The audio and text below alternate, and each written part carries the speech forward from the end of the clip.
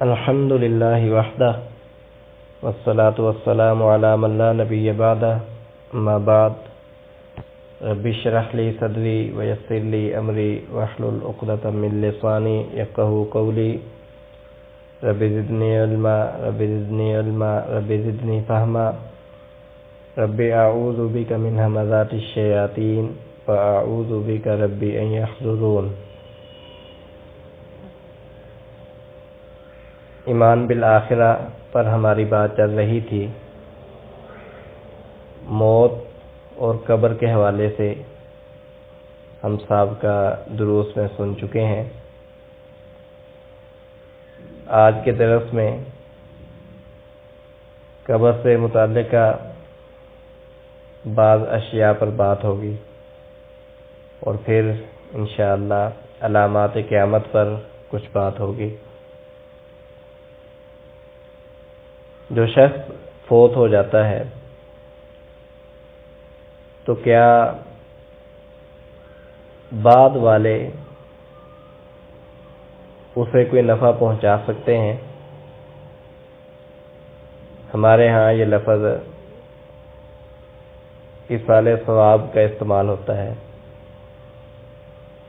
ایصال ثواب کے لیے قرآن مجید پڑھا جاتا ہے۔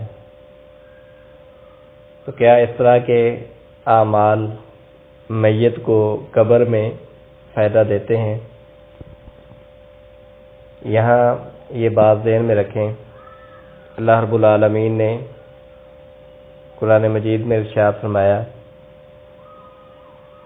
وَأَن لَّيْسَ لِلْإِنسَانِ إِلَّا مَا سَعَىٰ، کہ انسان کو صرف وہی ملتا ہے جس کی اس نے کوشش کی ہو۔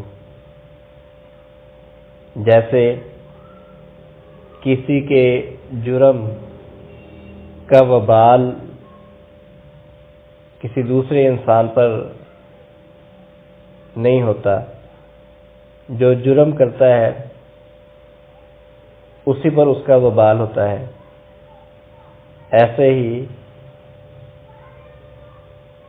اجر و ثواب کا معاملہ ہے۔ اجر و ثواب اسے ہی ملتا ہے جو شخص کوشش کرتا ہے، جو عمل کرتا ہے۔ وَلَيْسَ لِلْإِنسَانِ إِلَّا مَا سَعَىٰ، کہ انسان کے لیے وہی ہے جو اس نے کوشش کی۔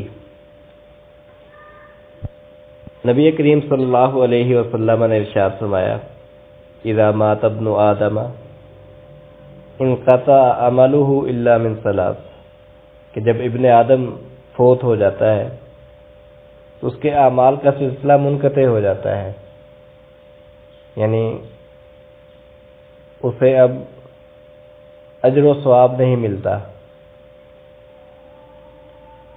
الا من ثلاث، مگر تین صورتیں ہیں۔ صدقہ جاریہ، اس کا اجر و ثواب اسے فوت ہونے کے بعد ملتا رہتا ہے۔ صدقہ جاریہ مثلا کوئی مدرسہ تعمیر کر گیا ہو تو جب تک اس مدرسہ میں طلباء پڑھتے رہیں گے، وہاں سے تعلیم و تعلم کا سلسلہ جاری رہے گا، اس کا ثواب اسے ملتا رہے گا۔ کوئی مسافر خانہ تعمیر کر دیا، کوئی اور خدمت کا کام کر دیا، جب تک لوگ اس سے فائدہ اٹھاتے رہیں گے اس کا اجر و ثواب اسے ملتا رہے گا۔ او علم ينتفع به، یا وہ علم سکھلا کر گیا تو بعد میں جب تک اس کے سکھلائے ہوئے علم سے لوگ فائدہ اٹھاتے رہیں گے اس کا اسے اجر و ثواب ملتا رہے گا۔ ولد صالح یدعو لہ، یا نیک اولاد چھوڑ کر گیا تو جب تک اس کی نیک اولاد اس کے لیے دعا کرتی رہے گی اس کا اسے اجر و ثواب ملتا رہے گا۔ نبی صلی اللہ علیہ وسلم کے اس فرمان سے بھی یہ بات سمجھ آتی ہے کہ انسان کو اجر و ثواب اسی کا ملتا ہے جو عمل انسان نے خود کیا ہوتا ہے۔ اس حدیث میں جن 3 اشیاء کا ذکر ہے جس کا ثواب اسے فوت ہونے کے بعد بھی ملتا رہتا ہے، اگر غور کیا جائے تو یہ تینوں چیزیں بھی اسی انسان کا اپنا عمل ہے، صرف فرق یہ ہے کہ اس کے ان اعمال کا فائدہ چونکہ اس کی موت کے بعد بھی لوگ اس سے اٹھاتے رہتے ہیں، اس وجہ سے اسے موت کے بعد بھی ان کا ثواب ملتا رہتا ہے۔ صدقہ جاریہ اب یہ یعنی خود کر کے گیا ہے، یہ اس کا اپنا عمل ہے، کیونکہ بعد میں لوگ اس سے فائدہ اٹھاتے رہتے ہیں، اس لیے اس کا ثواب بھی اسے بعد میں ملتا رہتا ہے۔ علم یہ سکھلا کر گیا ہے تو یہ اس کا اپنا عمل ہے، لیکن چونکہ بعد میں لوگ اس سے فائدہ اٹھاتے رہتے ہیں، اس لیے اس کا اجر و ثواب بھی اسے اس کے فوت ہونے کے بعد ملتا رہتا ہے۔ اولاد کی تربیت اچھی دینی یہ کر کے گیا ہے، اس کی اولاد ہے تو یہ اس کا اپنا عمل ہے، لیکن چونکہ بعد میں وہ اس کے لیے دعا کرتے رہتے ہیں تو اس کا اجر و ثواب اسے ملتا رہتا ہے۔ تو اصل یہ ہے کہ ہر انسان کو جو وہ خود عمل کرتا ہے اسی کا اسے اجر و ثواب ملتا ہے۔ جیسے کسی شخص کو کسی دوسرے کے جرم کی سزا دینا درست نہیں ہے، ایسے ہی ہر شخص اسی اجر و ثواب کا مستحق ہے جو اس نے عمل کیا ہے۔ لیکن بعض اعمال کے متعلق کتاب و سنت سے ثابت ہے کہ اس کا فائدہ میت کو ہوتا ہے۔ اب یہ کہہ دینا کہ بالکل کسی عمل کا میت کو فائدہ نہیں ہوتا، یہ بھی درست نہیں ہے، کیونکہ بعض اعمال کے متعلق یہ بات ثابت ہے کہ ان کا فائدہ میت کو ہوتا ہے، وہ یعنی اموات فوت شدہ لوگوں کی طرف سے وہ اعمال کیے جا سکتے ہیں، جیسا کہ ہم آگے اس کا ذکر کریں گے۔ اور یہ بھی نہیں کہا جا سکتا کہ سب اعمال کا ہی فائدہ ہوتا ہے، کیونکہ دنیا میں اس کا کوئی قائل نہیں ہے۔ اگر یہ کہہ دیا جائے کہ ہر عمل کا ہی میت کو فائدہ ہوتا ہے، بعد والے جو بھی عمل کریں، تو پھر تو اگر کوئی شخص کافر فوت ہوا ہے تو اس کی طرف سے کلمہ پڑھنا بھی درست ہونا چاہیے کہ یہ بھی ایک یعنی عمل ہے، تو کافر کی طرف سے بعد میں کوئی کلمہ پڑھ دے تو وہ یعنی اس کو فائدہ ہو کہ وہ مسلمان سمجھا جائے، اور اس کی طرف سے کوئی نمازیں پڑھ دے، جبکہ امت میں سے اس کا کوئی قائل نہیں ہے۔ جب یعنی امت میں سے کوئی اس چیز کو تسلیم نہیں کرتا کہ کوئی اگر غیر مسلم فوت ہو جاتا ہے تو اس کی طرف سے کلمہ پڑھا جائے یا اس طرح اس کی طرف سے نمازیں پڑھی جائے تو اس کو فائدہ دیں گی، تو کیا حد ہوگی؟ یعنی پھر کیسے پتہ چلے گا کہ کون سے اعمال فائدہ دیتے ہیں اور کون سے اعمال فائدہ نہیں دیتے، جب یہ دونوں باتیں درست نہیں ہے کہ سارے اعمال فائدہ دیتے ہیں، یہ بات بھی درست نہیں ہے، کوئی عمل فائدہ نہیں دیتا، یہ بات بھی درست نہیں ہے، تو پھر کون سے اعمال فائدہ دیتے ہیں اور کون سے اعمال فائدہ نہیں دیتے؟ تو اس کے لیے معیار یہی ہے کہ اصل یہ ہے کہ ہر انسان کو اس کا اپنا عمل فائدہ دیتا ہے۔ ہاں، جس عمل کے متعلق کتاب و سنت سے ثابت ہو جائے وہاں کوئی دوسرا بھی اس کی طرف سے عمل کر دے تو اس کو اس کا فائدہ ہوگا۔ وہ کون سے اعمال ہیں جن کے متعلق کتاب و سنت سے ثابت ہے کہ اگر بعد میں کوئی میت کی طرف سے وہ عمل کر لے تو میت کو اس کا فائدہ ہوتا ہے؟ ان میں سے ایک عمل صدقہ ہے۔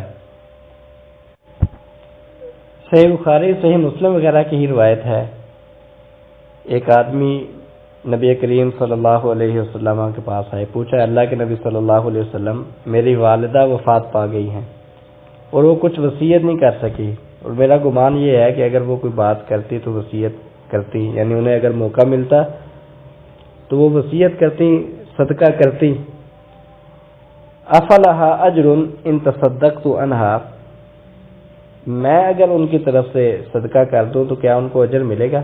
یعنی میری والدہ فوت ہو گئی ہیں، اب اگر ان کے فوت ہونے کے بعد میں ان کی طرف سے صدقہ کروں تو کیا انہیں اس کا اجر ملے گا؟ آپ صلی اللہ علیہ وسلم نے فرمایا نعم، انہیں اس کا اجر و ثواب ملے گا۔ تو نبی صلی اللہ علیہ وسلم کے اس فرمان سے یہ بات سمجھ آتی ہے کہ میت کی طرف سے اگر کوئی شخص صدقہ کرے تو میت کو اس کا فائدہ ہوتا ہے، تو میت کی طرف سے صدقہ کیا جا سکتا ہے۔ یہاں یہ بات بھی یاد رہے کہ یہ عمومی صدقہ کی بات ہے. اگر کوئی رسم بنائے بغیر صدقہ کرتا ہے تو ٹھیک ہے، ثابت ہے ایسا. لیکن جس طرح ہمارے ہاں یہ رسمیں بنا لی گئی ہیں کہ کل ہے، تیجا ہے، 40واں ہے، 7واں ہے، اور پھر ہر سال کے بعد اس طرح دن مقرر کر کے ایک رسم کے طور پر ایسے اعمال بجا لانا، یہ کتاب و سنت سے ثابت نہیں ہے، یہ طریقہ درست نہیں ہے، بلکہ یہ بدعت کے زمرے میں چلے جاتے ہیں. عمومی طور پر دن کا تعین کیے بغیر، رسم کو ملحوظ خاطر رکھے بغیر اگر کوئی شخص کسی فوت شدہ کی طرف سے، میت کی طرف سے صدقہ کر دیتا ہے، کسی بھی صورت میں صدقہ کر دیتا ہے، تو اس کا میت کو انشاءاللہ فائدہ ہوگا. اسی طرح میت کی طرف سے حج عمرہ کیا جا سکتا ہے. سنن ابی داؤد، سنن ترمذی وغیرہ کی روایت ہے کہ ابو رزین العقیلی یہ نبی کریم صلی اللہ علیہ وسلم کے پاس آئے، آ کر پوچھا اللہ کے نبی صلی اللہ علیہ وسلم، میرے والد بوڑھے ہو چکے ہیں، وہ حج عمرہ نہیں کر سکتے، وہ سفر بھی نہیں کر سکتے. تو آپ صلی اللہ علیہ وسلم نے فرمایا، حج عن ابیک واعتمر، آپ اپنے والد کی طرف سے حج کریں اور عمرہ کریں. آپ اپنے والد کی طرف سے حج کریں اور عمرہ کریں. اس سے بھی یہ بات سمجھ آتی ہے حج عمرہ دوسرے کی طرف سے کیا جا سکتا ہے، یعنی حج عمرہ اگر کوئی دوسرا شخص کسی کی طرف سے کر دے تو یہ درست ہے.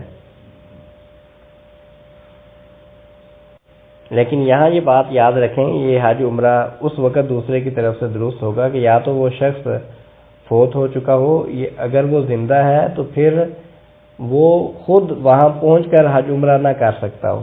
جو خود پہنچ کر حج عمرہ کر سکتا ہے، ایسے شخص کے سے نیابت کرتے ہوئے حج عمرہ درست نہیں ہے، ایسا کتاب و سنت سے ثابت نہیں ہے. یا تو وہ شخص فوت ہو چکا ہو، اور اگر وہ زندہ ہے تو پھر خود اس میں استطاعت نہ ہو، یعنی وہ وہاں سفر کر کے وہاں جا کر باقاعدہ حج عمرہ نہ کر سکتا ہو، تو پھر اس کی طرف سے حج یا عمرہ کیا جا سکتا ہے. میت کے حق میں دعا کی جا سکتی ہے. نماز جنازہ یہ دعا ہی کی ایک صورت ہے، یعنی جنازہ یہ دعا کے لیے ہی ہے، تو میت کی طرف سے دعا کی جا سکتی ہے، اور بعد والوں کی دعا یہ میت کو اس سے فائدہ ہوتا ہے. باقی اس کے علاوہ قرآن خوانی وغیرہ اور طواف کرنا اور باقی کچھ اعمال جو لوگ میت کی طرف سے کرتے ہیں، ان کا کتاب و سنت سے ثبوت نہیں ہے. تو یہ بات یعنی اصولی طور پر ذہن میں رکھیں کہ اصل بات یہ ہے اور اصل اصول یہ ہے کہ ہر شخص کو اس کا اپنا عمل ہی فائدہ دے گا جو اس نے خود کیا ہے، کسی دوسرے کا عمل اسے فائدہ نہیں دے گا، الا کہ کتاب و سنت سے ثابت ہو کہ وہ عمل دوسرے کی طرف سے کیا جا سکتا ہے. جیسے صدقہ یہ کتاب و سنت سے ثابت ہے، حج عمرہ اس کے متعلق کتاب و سنت سے ثابت ہے، دعا میت کو فائدہ دیتی ہے تو میت کی طرف سے دعا کرنی چاہیے. دوسری چیز جس کا ذکر کرنا یہاں مناسب ہے وہ یہ ہے کہ کیا نبی کریم صلی اللہ علیہ وسلم قبر میں زندہ ہیں. یہاں یہ بات سمجھیں کہ نبی کریم صلی اللہ علیہ وسلم دنیا کی زندگی سے وفات پا گئے ہیں. ہم نے پہلے درس میں یہ بات تفصیل سے ذکر کی اور کہ یہ ایک ایسے دلائل ذکر کیے جس میں آپ صلی اللہ علیہ وسلم کے لیے موت وغیرہ کا لفظ استعمال ہوا. اب قبر میں آپ صلی اللہ علیہ وسلم زندہ ہیں، لیکن وہ زندگی یہ دنیا والی زندگی نہیں ہے. قبر کی زندگی کو دنیا والی زندگی قرار دینا یہ درست نہیں ہے، اور یہ بھی درست نہیں ہے کہ یہ کہا جائے کہ قبر کی زندگی میں روح کا جسم کے ساتھ کوئی تعلق نہیں ہوتا. یہ دونوں درست نہیں ہے، یعنی یہ دو انتہائیں ہیں. بعض لوگ وہ یہ سمجھتے ہیں کہ آپ صلی اللہ علیہ وسلم وہ قبر میں زندہ ہے دنیا کی زندگی کی طرح، بلکہ بعض نے تو یہاں تک کہہ دیا کہ آپ صلی اللہ علیہ وسلم پر آپ کی بیویاں پیش کی جاتی ہیں۔ تو یہ ایک انتہا ہے، حد سے تجاوز ہے۔ اور دوسری طرف بعض وہ لوگ ہیں جو یہ کہہ دیتے ہیں کہ روح کا جسم کے ساتھ بالکل کوئی تعلق ہی نہیں ہے قیامت تک۔ یہ بات بھی درست نہیں ہے۔ روح کا جسم کے ساتھ تعلق ہوتا ہے، وہ قبر کی زندگی ہے، برزخی زندگی ہے، اس کی حقیقت کیا ہے یہ اللہ بہتر جانتا ہے، کیفیت کیا ہے اللہ بہتر جانتا ہے۔ اتنا ضرور ہے کہ روح کا جسم کے ساتھ تعلق ہوتا ہے۔ حدیث میں آپ نے سنا صراحتاً اس بات کا ذکر ہے کہ تعاد روحہ فی جسدہ، کہ جب کسی انسان کو قبر میں دفنایا جاتا ہے تو اس کی روح اس کے جسم میں لٹائی جاتی ہے۔ تو روح کا جسم کے ساتھ تعلق ہوتا ہے، لیکن یہ بات ذہن میں رکھیں کہ یہ جو قبر والی زندگی ہے یہ برزخی زندگی ہے، قبر کی زندگی ہے، یہ دنیا کی زندگی کی طرح نہیں ہے۔ شہداء کے متعلق اللہ تعالیٰ نے قرآن مجید میں ارشاد فرمایا احیاء عند ربہم یرزقون، کہ وہ اپنے رب کے ہاں زندہ ہے۔ ان کو اموات مردہ کہنے سے منع کر دیا، کہا کہ وہ اپنے رب کے ہاں زندہ ہے، انہیں رزق دیا جاتا ہے۔ اور یہ بھی فرمایا ولکن لا تشعرون، کہ تمہیں ان کی حیات کا شعور نہیں ہے، شہداء کی زندگی کا تمہیں شعور نہیں ہے، تم نہیں سمجھ سکتے کہ وہ کیسی زندگی ہے۔ تو یہی اصول ہے سب کے متعلق، شہداء ہوں، انبیاء ہوں، صلحاء ہوں یا دیگر لوگ جو فوت شدہ ہے، ان کے متعلق یہی ہے کہ وہ قبر میں ان کے جسموں کے ساتھ وہ جس حالت میں بھی ہو، بے شک بوسیدہ ہو چکے ہو، روح کا تعلق ہوتا ہے۔ لیکن یہ روح کا تعلق ایسا نہیں ہے کہ وہ دنیا کی طرح زندہ ہو، دنیا کے اعتبار سے وہ فوت ہو چکے ہیں، جو دنیا کی ان کی زندگی ہے وہ ختم ہو چکی ہے۔ اب کیا قیامت تک روح کا جسم کے ساتھ کوئی تعلق نہیں ہوتا ہے؟ یہ بات درست نہیں ہے، بلکہ روح کا جسم کے ساتھ تعلق ہوتا ہے، جیسا کہ آپ نے حدیث متعدد مرتبہ سنی وتعاد روحہ فی جسدہ، کہ ان کی روح ان کے جسم میں لٹائی جاتی ہے۔ اور شہداء کے متعلق اللہ تعالیٰ نے صراحتاً فرمایا کہ وہ اپنے رب کے ہاں زندہ ہے، یرزقون، انہیں رزق دیا جاتا ہے۔ انبیاء کے متعلق ایک روایت میں آتا ہے الانبیاء احیاء فی قبورہم یصلون، انبیاء اپنی قبروں میں زندہ ہیں، نماز پڑھتے ہیں۔ یہ صحیح الجامع میں بھی یہ روایت موجود ہے، شیخ البانی رحمہ اللہ نے اسے صحیح قرار دیا ہے۔ تو خلاصہ یہی ہے کہ جو بھی شخص فوت ہو جائے، خواہ وہ نبی ہو، ولی ہو، نیک ہو یا بد ہو، کافر ہو، جو بھی شخص فوت ہو جائے، فوت ہونے کے بعد اس کی دنیا کی زندگی ختم ہو جاتی ہے، دنیا کے اعتبار سے وہ میت ہے، فوت شدہ ہے۔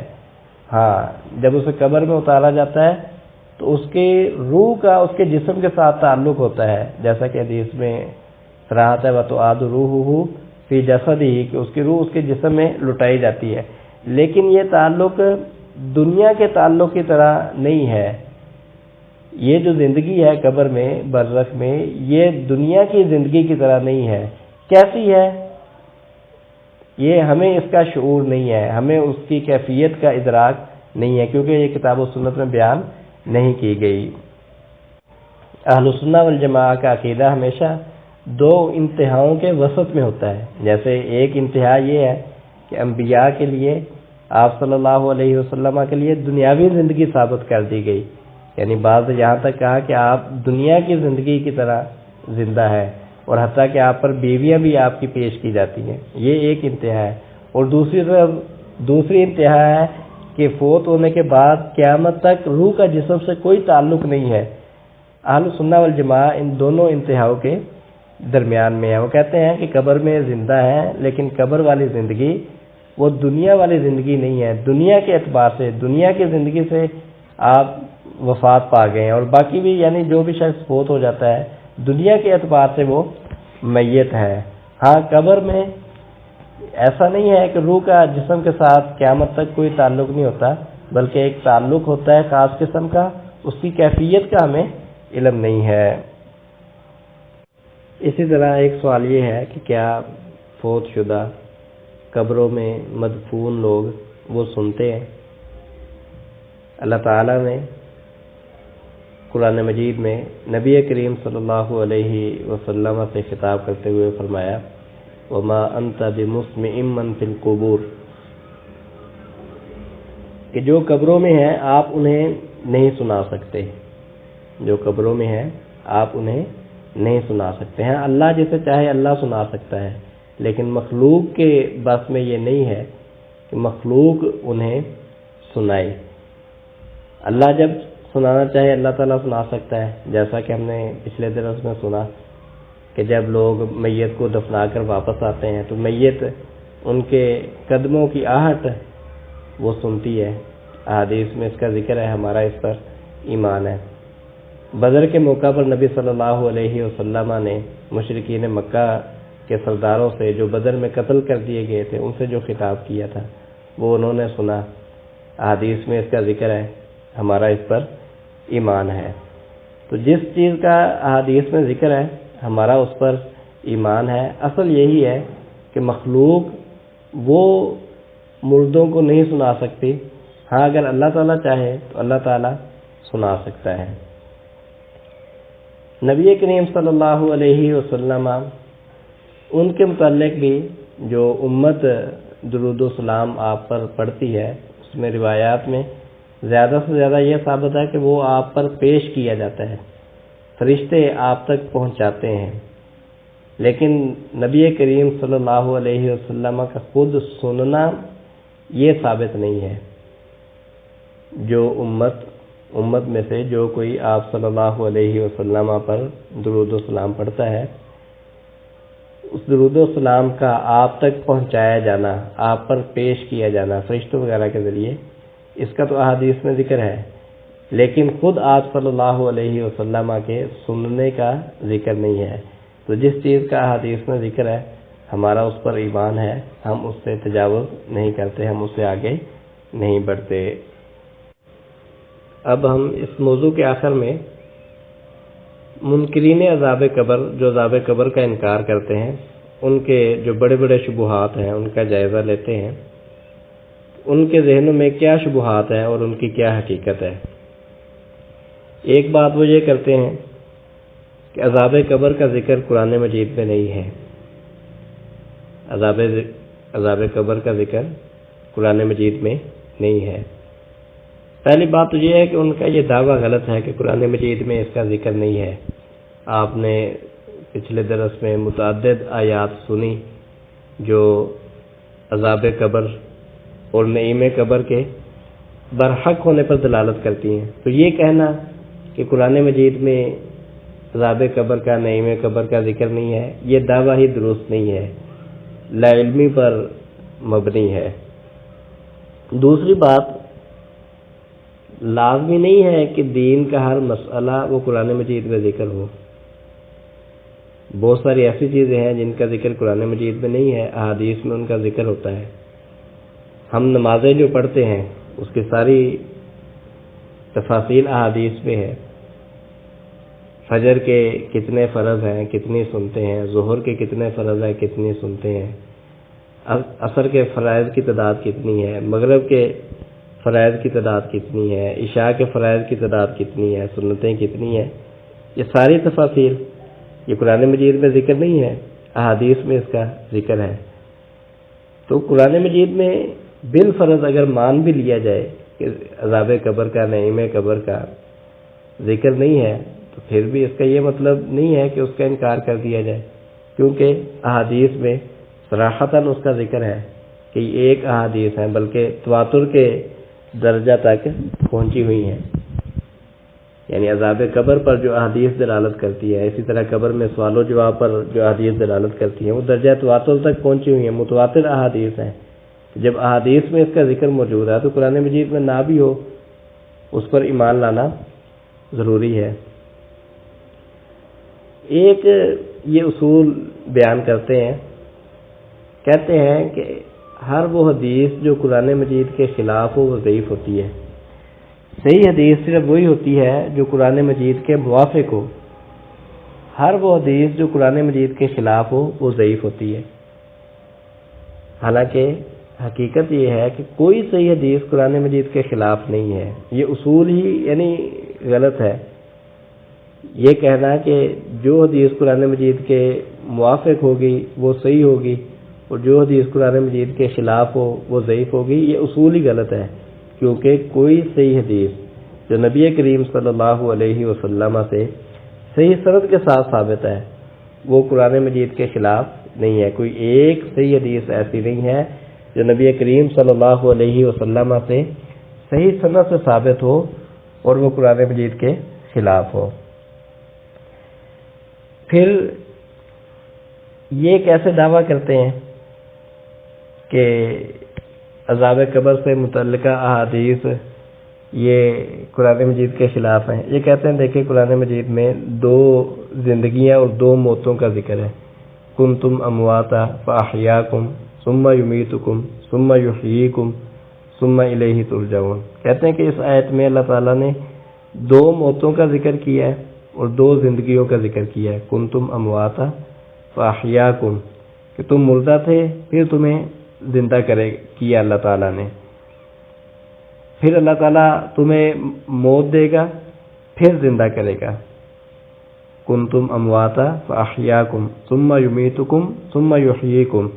تو یہاں اللہ تعالیٰ نے 2 موتیں اور 2 زندگیوں کا ذکر کیا ہے.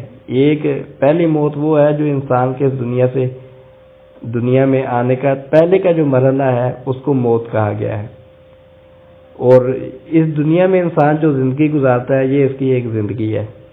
پھر اس دنیا سے جب جاتا ہے تو یہ اس کی دوسری موت ہے. پہلی موت اس دنیا میں آنے سے پہلے اور دوسری موت اس دنیا سے جانے کے بعد.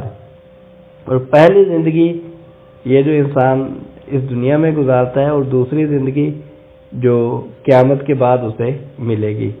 تو قرآن مجید میں کہتے ہیں 2 موتوں اور 2 زندگیوں کا ذکر ہے. کنتم امواتا فاحیاکم ثم یمیتکم ثم یحییکم ثم الیہ ترجعون. تو اگر قبر میں بھی زندگی مان لی جائے تو یہ ایک تیسری زندگی ماننی پڑے گی جس کا ذکر قرآن مجید میں نہیں ہے. تو یہاں یہ بات ذہن میں رکھیں، اس بات کو اچھی طرح سمجھیں کہ یہ مراحل کا نام ہے. جو اس دنیا میں آنے سے پہلے کا مرحلہ ہے اس مرحلے کو موت کہا گیا ہے. اس دنیا میں آنے سے پہلے کے مرحلے کو موت کہا گیا ہے. اور اس دنیا کا جتنا مرحلہ ہے اس سارے مرحلے کو حیات کہا گیا ہے. حالانکہ جب انسان اس دنیا میں رہتے ہوئے سوتا ہے تو نیند کی حالت میں اس کی روح قبض کر لی جاتی ہے. قرآن مجید میں اس کا ذکر ہے کہ نیند کی حالت میں روح قبض کر لی جاتی ہے. تو روح قبض کیے جانے کے باوجود یہ سارا مرحلہ اس کا زندگی شمار ہوتی ہے. انسان اپنی زندگی میں کتنی مرتبہ سوتا ہے، روزانہ اسے نیند آتی ہے، روزانہ سوتا ہے. تو قرآن مجید میں اس کا ذکر ہے کہ نیند میں روح قبض کر لی جاتی ہے. تو کتنی ہی مرتبہ اس کی روح قبض ہوتی ہے، لیکن اس سارے مرحلے کو حیات کہا جاتا ہے. کوئی یہ نہیں کہتا کہ جتنی مرتبہ انسان سویا ہے اتنی مرتبہ فوت ہوا ہے، حالانکہ اس کی روح قبض کی جاتی ہے. قرآن مجید میں اس کا ذکر ہے. تو جب بندہ اس دنیا سے چلا جائے گا یہ اس کی موت کا مرحلہ ہے. قیامت تک اس مرحلے کو موت ہی کہا جائے گا. دنیا کے اعتبار سے وہ میت ہے، فوت ہو چکا ہے. اگرچہ اس کی روح کا اس کے جسم کے ساتھ تعلق ہوتا ہے، اگرچہ اس کی روح قبر میں اس کے جسم میں دوبارہ لوٹائی جاتی ہے، تو اس کے باوجود وہ رہتا میت ہی ہے. جیسے اس دنیا میں رہتے ہوئے اس کی روح قبض کر لی جاتی ہے نیند کی حالت میں، لیکن رہتا وہ زندہ ہی ہے، حیاتی ہے، اسے زندہ ہی کہتے ہیں، کوئی بھی اسے میت نہیں کہتا. ایسے ہی جب بندہ اس دنیا سے چلا جاتا ہے تو اگرچہ اس کی روح کا اس کے جسم کے ساتھ تعلق ہوتا ہے، لیکن اس تعلق کی وجہ سے اسے دوبارہ زندگی یعنی دنیا کی زندگی یہ نصیب نہیں ہو جاتی. دنیا کے اعتبار سے وہ میت ہی ہے. جب دنیا کے اعتبار سے وہ میت ہے تو اس اعتبار سے یہ بات بالکل واضح ہو جاتی ہے کہ عذاب قبر والی احادیث پر ایمان لانے سے قرآن مجید کی مخالفت نہیں ہوتی. اس میں یعنی کوئی ایسی بات نہیں ہے جس سے قرآن مجید کی مخالفت ہو. اسی طرح ایک اعتراض کرتے ہیں، کہتے ہیں جی یہ عذاب قبر عقل میں نہیں آتا، سمجھ نہیں آتی. کہ قبر میں جو ہے نا وہ عذاب دیا جا رہا ہے آگ کا، تو کبھی بھی ایسا محسوس نہیں ہوا کہ قبر گرم ہو. اگر قبر میں آگ جل رہی ہو تو اوپر سے گرم ہونی چاہیے، تو وہ کبھی بھی اس طرح گرم ہوتی نظر نہیں آتی. اور بعض اوقات ایک میت وہ باہر کتنے دن پڑے رہتی ہے لیکن کبھی نظر نہیں آیا کہ میت کو اس طرح عذاب ہو رہا ہو. تو یہاں یہ بات سمجھیں کہ یہ قبر میں جو عذاب ہے یہ ایک برزخی معاملہ ہے. اس دنیا میں انسانوں کے لیے اسے دیکھنا یا اسے سمجھنا یہ انسان کے بس کی بات نہیں ہے، یہ ایک برزخی معاملہ ہے. روح ہر انسان میں موجود ہے، ہر ذی روح میں روح موجود ہے، لیکن اس کی کیا کیفیت ہے، کیا اس کی صورت ہے، اسے کوئی نہیں جانتا، لیکن اس کے باوجود سب اسے مانتے ہیں. تو کسی چیز کو ماننے کے لیے اس کی پوری کیفیت کا علم ہونا یا پوری کیفیت کا عقل میں آنا یہ ضروری نہیں ہے. جیسے روح کی مکمل حقیقت کا علم نہیں ہے لیکن سب مانتے ہیں، اس کا وجود تسلیم کرتے ہیں.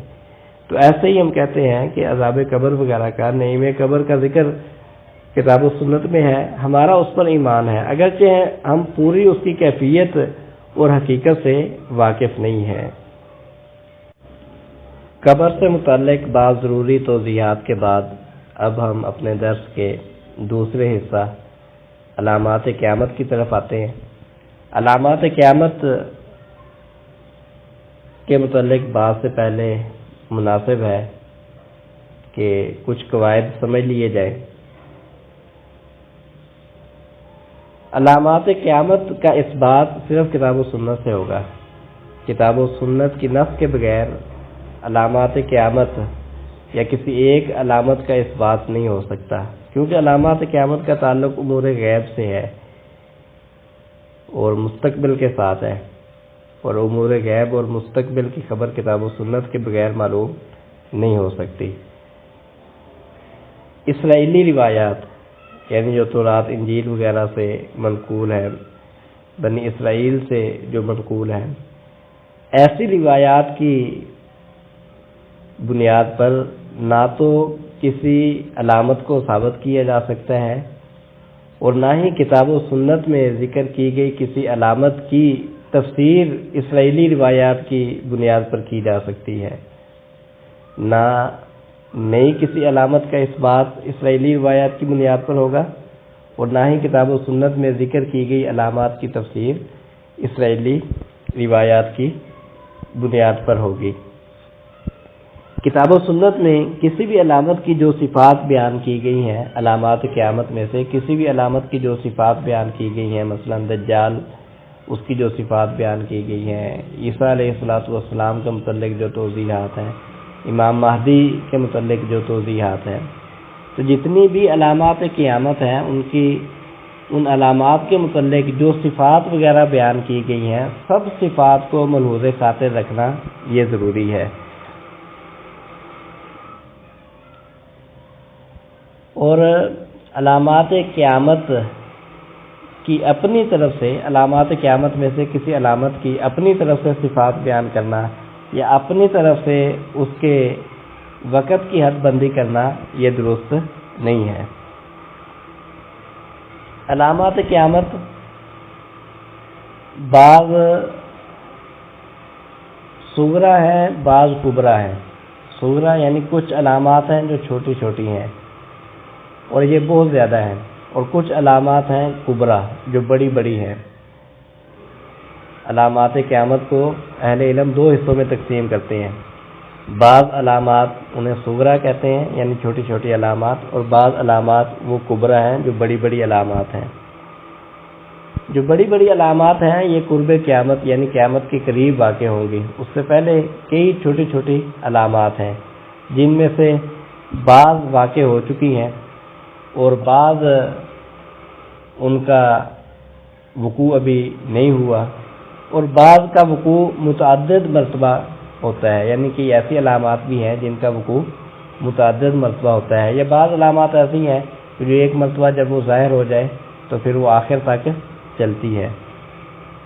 جو علامات ظاہر ہو چکی ہیں اس میں مثلا نبی کریم صلی اللہ علیہ وسلم کی بعثت یہ بھی علامات قیامت میں سے ہے آپ صلی اللہ علیہ وسلم کا آنا۔ چاند کا 2 ٹکڑے ہونا یہ بھی علامات قیامت میں سے ہے، قرآن مجید میں اس کا ذکر ہے، اقتربت الساعۃ وانشق القمر، یہ بھی علامات قیامت میں سے ہے اور یہ واقع ہو چکی ہیں۔ صحیح بخاری، صحیح مسلم وغیرہ کی روایت ہے، جبرائیل علیہ السلام انسانی صورت میں نبی کریم صلی اللہ علیہ وسلم کے پاس آئے، آ کر نبی صلی اللہ علیہ وسلم سے کچھ سوالات کیے، اسلام کسے کہتے ہیں، ایمان کسے کہتے ہیں، احسان کسے کہتے ہیں۔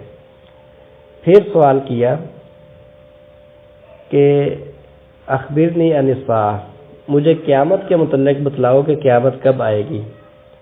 نبی صلی اللہ علیہ وسلم نے فرمایا مل مسئول عنہا بأعلم من السائل، کہ جس سے سوال کیا گیا ہے وہ سوال کرنے والے سے زیادہ نہیں جانتا۔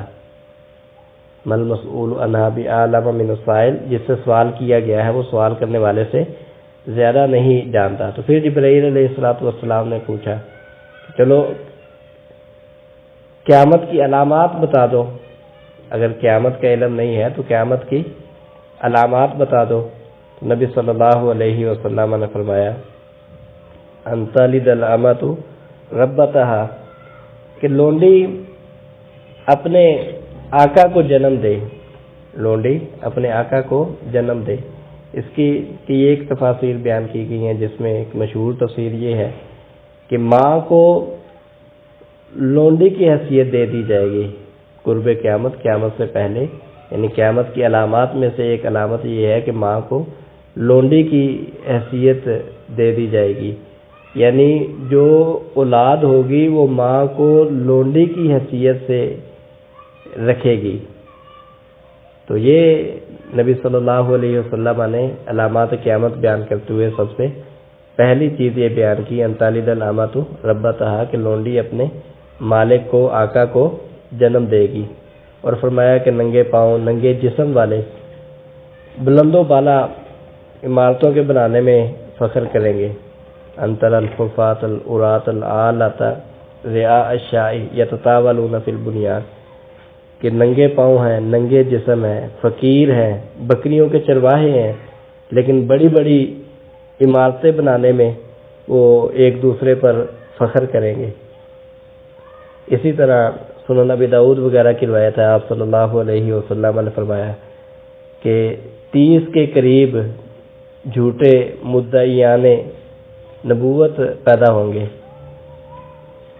30 جھوٹے مدعیان نبوت پیدا ہوں گے، ان میں سے ہر ایک کا دعویٰ ہوگا کہ وہ نبی ہے۔ اسی طرح آپ صلی اللہ علیہ وسلم نے فرمایا، صحیح بخاری وغیرہ کی روایت ہے کہ علم قبض کر لیا جائے گا، زلزلے عام ہوں گے، زمانہ قریب آ جائے گا، فتنے، قتل و غارت زیادہ ہوگی، مال و دولت کی فراوانی ہوگی، اور سورج مغرب سے طلوع ہوگا۔ یہ جو آخری نشانی بیان کی سورج مغرب سے طلوع ہوگا، یہ اس کا تعلق علامات کبریٰ کے ساتھ ہے، یعنی جو بڑی بڑی علامات جو قرب قیامت واقع ہوں گی اس کا تعلق اس کے ساتھ ہے۔ اسی طرح سے بخاری وغیرہ میں ہی روایت ہے علامات قیامت میں سے یہ بھی ہے کہ امانتیں ضائع ہو جائیں گی، نااہل لوگ انہیں جو ہے وہ عہدے دیے جائیں گے، حاکم بنا دیا جائے گا، حکومت ان کے سپرد کر دی جائے گی۔ تو یہ بعض علامات صغریٰ ہیں جن کا ذکر احادیث میں، اس کے علاوہ بھی کئی علامات ہیں جن سب کا ذکر اس مختصر وقت میں ممکن نہیں ہے۔ اس کے بعد ہم آتے ہیں بعض علامات کبریٰ کی طرف جن کو احادیث میں ذکر کیا گیا ہے۔ صحیح مسلم وغیرہ کی روایت ہے، حذیفہ بن اسید غفاری رضی اللہ تعالیٰ عنہ بیان کرتے ہیں کہ نبی کریم صلی اللہ علیہ وسلم ہمارے پاس آئے، آپ صلی اللہ علیہ وسلم نے پوچھا کس چیز کا تم آپس میں ذکر کر رہے ہو؟ ہم نے بتایا ہم قیامت کا ذکر کر رہے ہیں۔ آپ صلی اللہ علیہ وسلم نے فرمایا انہا لن تقوم حتی ترون قبلہا 10 آیات، کہ قیامت ہرگز اس وقت تک قائم نہیں ہوگی جب تک تم اس سے پہلے 10 نشانیاں نہ دیکھ لو۔ قیامت کے قائم ہونے سے پہلے 10 نشانیاں وہ ظاہر ہوں گی، اس کے بعد قیامت قائم ہوگی۔ پھر آپ صلی اللہ علیہ وسلم نے دھوئیں کا ذکر کیا کہ ہر طرف جو ہے نا وہ دھواں ہی دھواں نظر آئے گا۔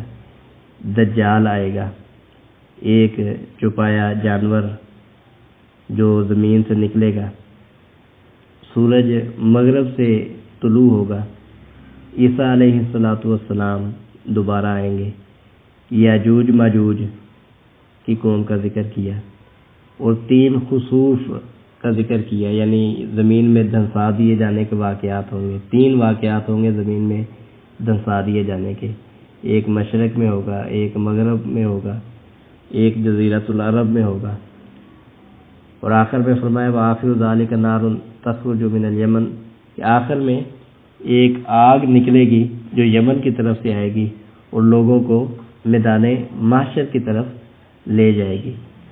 تو نبی صلی اللہ علیہ وسلم کے اس حدیث میں جو قیامت کی بڑی بڑی علامات ہیں اس کا ذکر کیا گیا ہے۔ قیامت کی بڑی بڑی علامات میں سے ایک علامت امام مہدی کا آنا ہے۔ نبی کریم صلی اللہ علیہ وسلم نے ارشاد فرمایا، صحیح مسلم کی روایت ہے، یکون فی آخر امتی خلیفۃ یحصی المال حصیا، کہ میری امت کے آخر میں ایک خلیفہ آئے گا جو لوگوں میں مال تقسیم کرے گا، ولا یعدہ عدا، بعض روایات میں لفظ ہے وہ مال تقسیم کرے گا، اسے شمار نہیں کرے گا، صحیح مسلم وغیرہ کی روایت ہے۔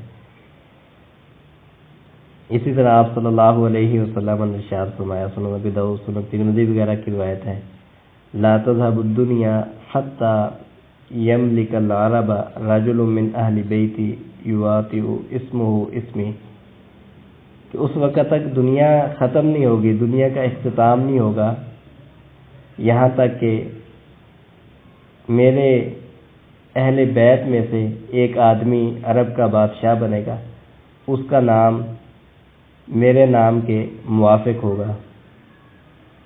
اسی طرح بعض روایات میں لفظ ہے کہ اگر صرف ایک دن دنیا کا باقی رہ جائے تو اللہ تعالیٰ اسی دن کو طویل کر دے گا، حتیٰ کہ ایک آدمی جو میرے اہل بیت میں سے ہوگا اس کا نام میرے نام کے موافق ہوگا، اور اس کے والد کا نام میرے والد کے نام کے موافق ہوگا، اللہ تعالیٰ اسے بھیجے گا، وہ زمین کو عدل و انصاف سے بھر دے گا، جس طرح کہ اس سے پہلے ساری زمین وہ ظلم و زیادتی سے بھری ہوئی ہوگی۔ اور اسی طرح آپ صلی اللہ علیہ وسلم نے فرمایا کہ مہدی وہ میری اولاد میں سے ہوگا، سنن ابی داؤد وغیرہ کی روایت ہے۔ تو یہ نبی کریم صلی اللہ علیہ وسلم نے امام مہدی کی یہ بعض علامات بیان کی ہیں کہ اس کا نام میرے نام کے موافق ہوگا، اس کے والد کا نام میرے والد کے نام کے موافق ہوگا، اور وہ زمین کو عدل و انصاف سے بھر دے گا، جس طرح کہ اس کے آنے سے پہلے زمین وہ ظلم و زیادتی سے بھری ہوئی ہوگی۔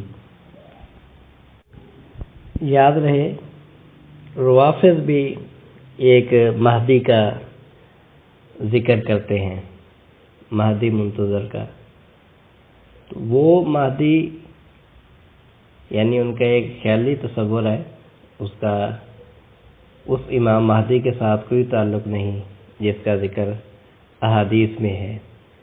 روافض کے ہاں جس مہدی کا ذکر ہوتا ہے اس کا اس امام مہدی کے ساتھ کوئی تعلق نہیں جس کا ذکر احادیث میں ہے۔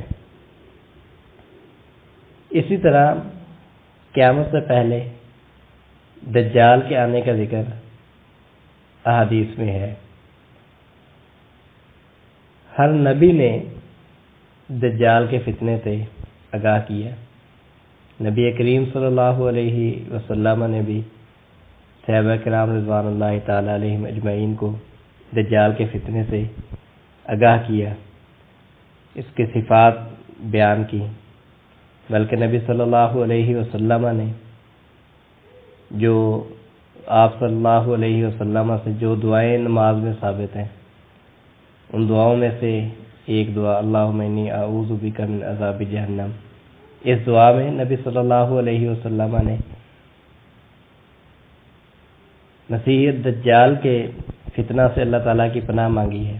یعنی آپ صلی اللہ علیہ وسلم نماز کے آخر میں یہ دعا پڑھتے، اور اس دعا میں آپ صلی اللہ علیہ وسلم مسیح الدجال کے فتنہ سے اللہ تعالیٰ کی پناہ طلب کرتے.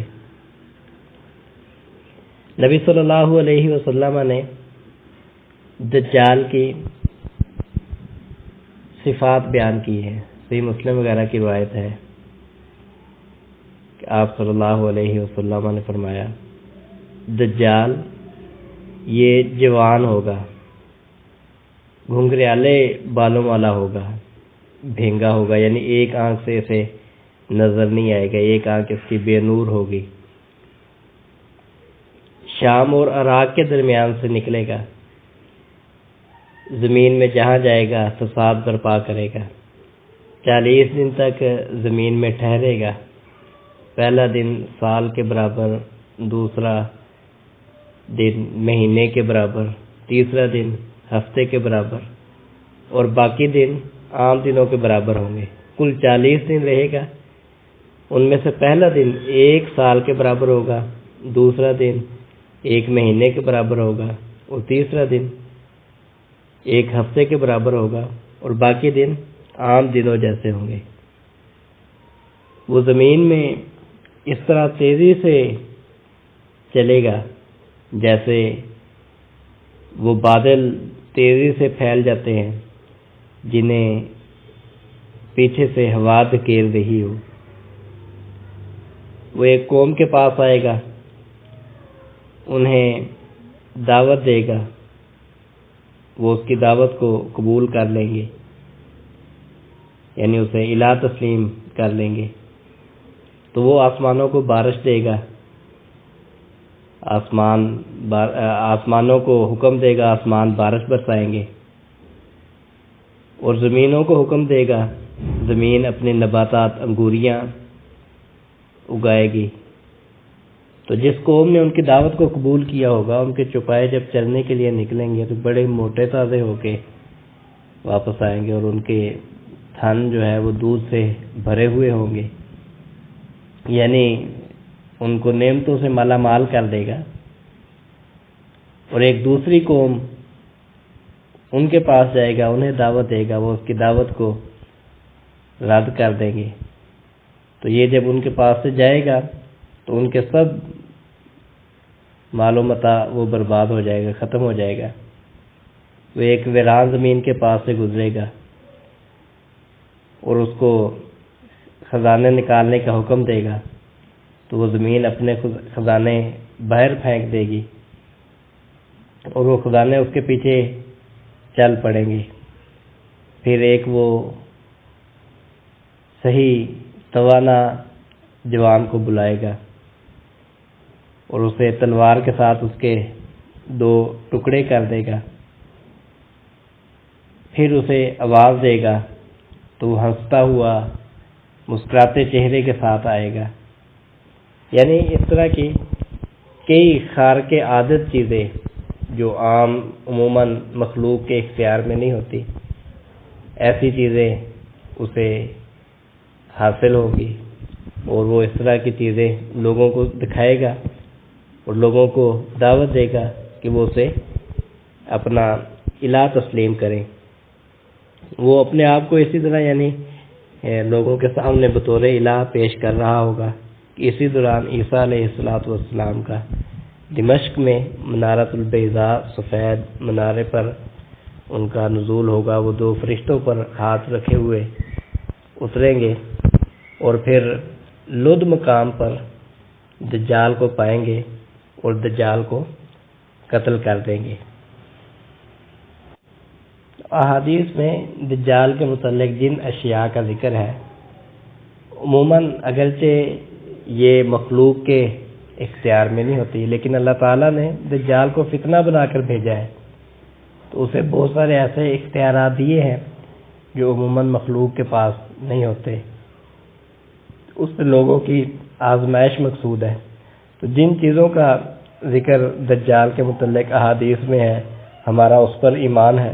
بعض لوگ سمجھتے ہیں کہ دجال یعنی یہ کوئی حصی چیز نہیں ہے، تو یہ بات بھی درست نہیں ہے، بلکہ دجال یعنی باقاعدہ اس کا ظہور ہوگا، وہ آئے گا، ہمارا اس پر ایمان ہے۔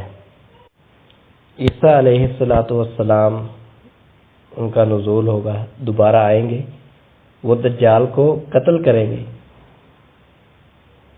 عیسیٰ علیہ السلام کے دوبارہ آنے پر بھی امت مسلمہ کا اجماع ہے، بالاتفاق سب اس پر ایمان رکھتے ہیں۔ صحیح بخاری وغیرہ کی روایت ہے، نبی کریم صلی اللہ علیہ وسلم نے ارشاد فرمایا، قسم ہے اس ذات کی جس کے ہاتھ میں میری جان ہے، ضرور تمہارے درمیان ابن مریم وہ عدل و انصاف کرنے والے حاکم بن کے اتریں گے، صلیب کو توڑ دیں گے، خنزیر کو قتل کر دیں گے، جزیہ معاف کر دیں گے، مال بہت زیادہ ہو جائے گا، حتیٰ کہ کوئی اسے لینے والا، قبول کرنے والا نہیں ہوگا۔ یعنی اگر کوئی کسی کو مال دینے کے لیے نکلے گا صدقہ وغیرہ لے کر، تو کوئی اسے قبول کرنے والا نہیں ملے گا، حتیٰ کہ ایک سجدہ دنیا و ما فیہا سے بہتر ہو جائے گا۔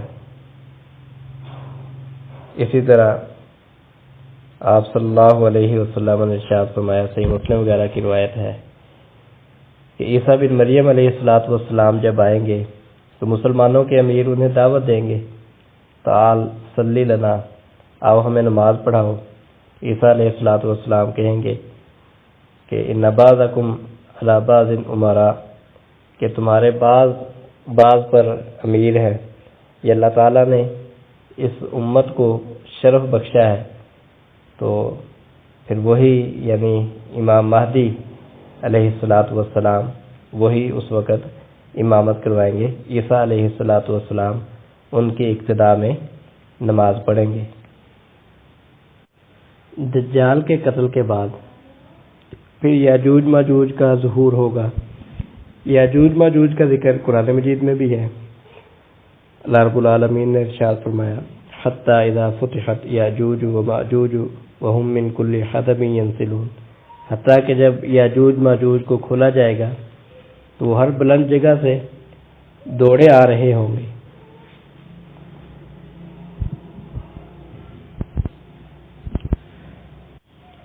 صحیح مسلم وغیرہ کی روایت ہے، اللہ تعالیٰ عیسیٰ علیہ السلام کی طرف وحی کریں گے کہ میں نے اپنے وہ بندے بھیجے ہیں جن سے کوئی مقابلہ نہیں کر سکتا، آپ میرے بندوں کو طور کی طرف لے چلیں۔ یعنی عیسیٰ علیہ السلام کے اس وقت جو ساتھی ہوں گے، اللہ تعالیٰ انہیں کہیں گے کہ انہیں طور کی طرف لے جاؤ۔ اور یاجوج ماجوج وہ ہر اونچی جگہ سے نیچے کو دوڑے آ رہے ہوں گے۔ ان کا پہلا گروہ بحیرہ تبریہ سے گزرے گا تو اس کا تمام پانی پی لے گا، یعنی ان کی اتنی زیادہ تعداد ہوگی کہ سمندر کا سارا پانی یہ پی لیں گے۔ اور پھر جب ان کا دوسرا گروہ وہ آئے گا تو اس وقت وہاں کی صورتحال یہ ہوگی کہ وہ دوسرا گروہ دیکھ کر کہے گا کہ یہاں کبھی پانی ہوا کرتا تھا، حتیٰ کہ وہ ایک پہاڑ تک پہنچیں گے تو کہیں گے کہ ہم نے زمین والوں کو قتل کر دیا ہے، اب آسمان والوں کو قتل کریں، تو آسمان کی طرف تیر چلائیں گے تو اللہ تعالیٰ ان کے تیروں کو انہی پر خون سے رنگے ہوئے واپس لوٹا دے گا، اور عیسیٰ علیہ السلام اور ان کے ساتھی وہ محصور ہو کر رہ جائیں گے، حتیٰ کہ ایک گائے کے سر کی قیمت 100 دینار سے بھی زیادہ ہوگی، یعنی وہ ان کے ہاں 100 دینار سونے کا ہوتا ہے، اس سے بھی زیادہ اس کی قیمت ہوگی، وہ قیمتی بن جائے گا، یعنی اتنی تنگی اور مشکل حالات ہو جائیں گے۔ تو اللہ تعالیٰ یاجوج ماجوج کی گردنوں میں ہلاک کرنے والا ایک کیڑا پیدا کریں گے جس سے وہ بیک وقت سبھی ہلاک ہو جائیں گے۔ عیسیٰ علیہ السلام اور ان کے ساتھی جب دوبارہ نیچے آئیں گے تو زمین ساری ان کی لاشوں کی بو سے بھری ہوئی ہوگی، تو پھر یہ اللہ تعالیٰ سے دعا کریں گے تو اللہ تعالیٰ بڑے بڑے پرندے بھیجے گا جو یاجوج ماجوج کی لاشوں کو اٹھا کر لے جائیں گے، جہاں کہ اللہ تعالیٰ چاہے گا وہاں جا کر وہ انہیں پھینک دیں گے۔ تو اس طرح اللہ تعالیٰ عیسیٰ علیہ السلام اور مسلمانوں کو یاجوج ماجوج سے نجات دے گا۔ یہ تھا بعض بڑی بڑی علامات کا ذکر۔ انشاءاللہ باقی کچھ تفاصیل ہم آئندہ کل کے درس میں ذکر کریں گے۔ اللہ رب العالمین کتاب و سنت کو سن سمجھ کر اسے اختیار کرنے کی توفیق عطا فرمائے۔ سبحان ربک رب العزت عما یصفون وسلام علی المرسلین والحمد للہ رب العالمین۔